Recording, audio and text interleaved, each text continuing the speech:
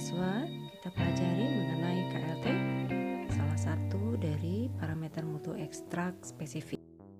Kali ini digunakan sampel uji ekstrak rimpang kunyit hasil digesti dan maserasi dengan menggunakan standar kurkumin.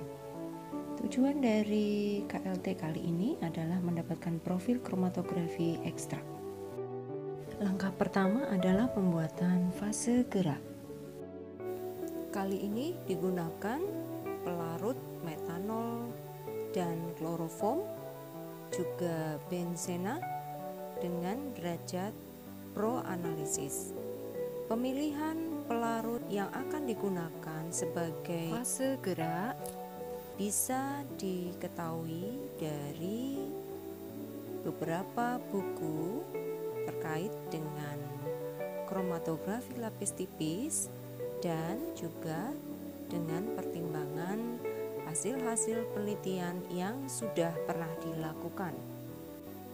Sangatlah penting untuk mendapatkan suatu komposisi pelarut yang digunakan dalam fase gerak sehingga pemisahan sampel dapat berlangsung dengan baik.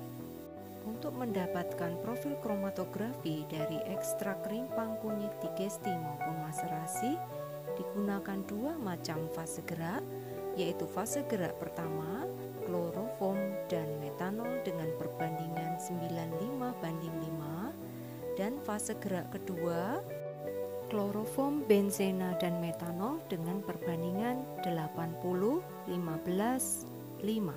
Untuk membuat fase gerak dengan komposisi yang telah ditetapkan dan jumlah yang diinginkan, kita dapat menggunakan alat ukur yang sesuai.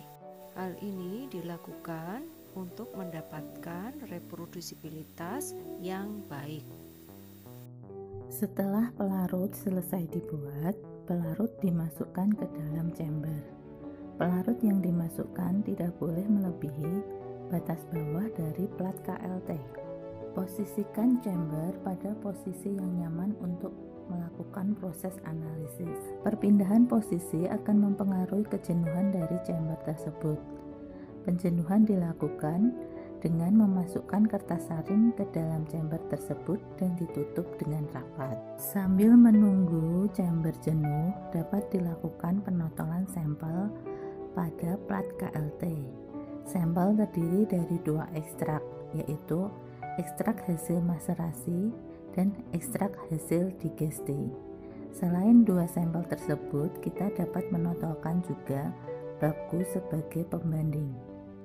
Baku yang digunakan adalah baku kurkumin, karena kurkumin merupakan salah satu senyawa identitas yang terdapat pada tanaman kunyit. Sebelum ditotolkan, sampel dimasukkan terlebih dahulu ke dalam plat tetes untuk melihat apakah sampel masih terlalu pekat atau tidak. Kalau masih terlalu pekat, bisa diencerkan dengan sedikit pelarut.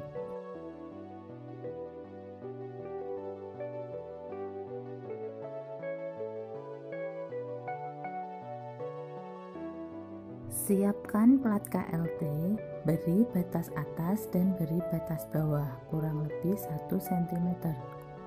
Sampel yang akan dianalisis dengan menggunakan plat KLT ini ada 3 sampel, sehingga gunakan plat KLT ukuran minimal 3 x 10 cm. Gunakan pipa kapiler sebagai penotol.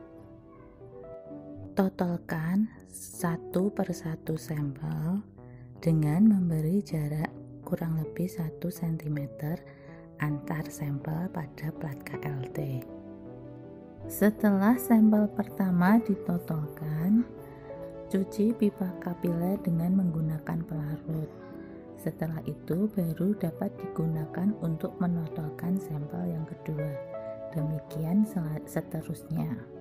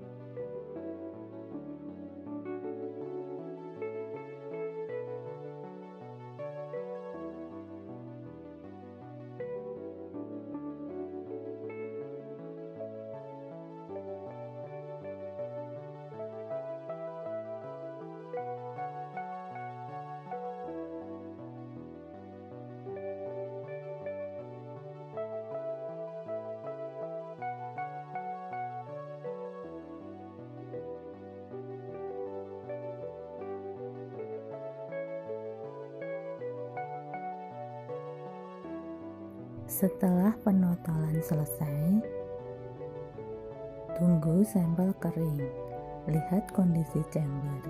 Kalau sudah jenuh dengan pelarut sudah sampai pada batas atas kertas saring, ambil kertas saring. Kemudian masukkan plat KLT yang sudah ditotolkan dan tutup kembali chamber tersebut.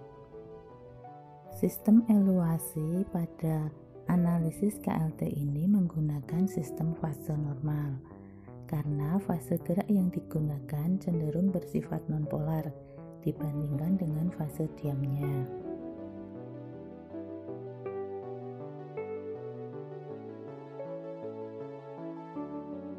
Proses eluasi sudah dimulai.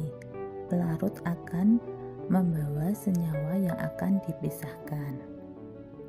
Senyawa yang sifatnya hampir sama dengan fase geraknya akan tereluasi terlebih dahulu, sedangkan senyawa yang sifatnya hampir sama dengan fase diamnya akan tereluasi belakangan.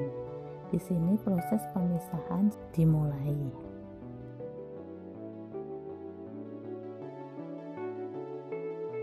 Proses eluasi berakhir setelah pelarut sudah sampai pada batas atas plat KLT. Segera ambil plat KLT dari chamber. Selanjutnya analisis pola kromatogramnya. Noda pada kromatogram dapat diamati baik secara visual maupun dengan menggunakan lampu UV. Pada senyawa tertentu dapat juga diamati dengan menggunakan penampak bercak.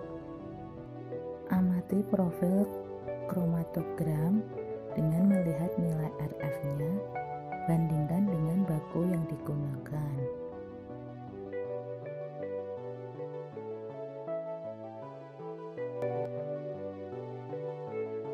Demikian proses pemisahan dari ekstrak kunyit dengan menggunakan KLT.